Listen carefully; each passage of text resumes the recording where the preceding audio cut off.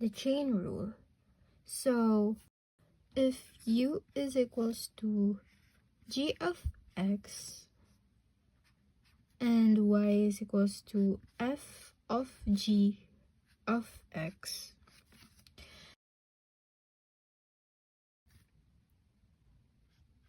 then the derivative is equals to dy over du times du over dx.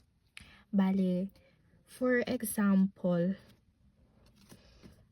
y is equals to the quantity of 4x plus 3 squared. Ang first step natin dito is, yung exponent natin, mapupunta siya sa harap.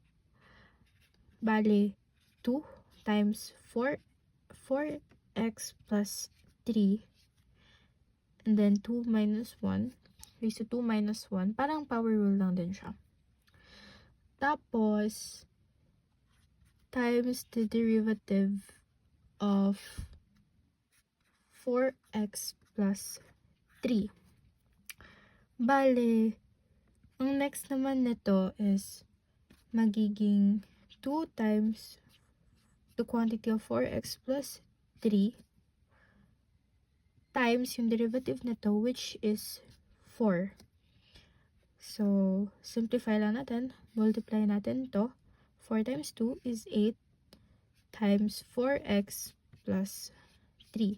Pwede pa natin siya ma-simplify. Bale, magiging 32x plus 24. So, ganyan lang ang chain rule.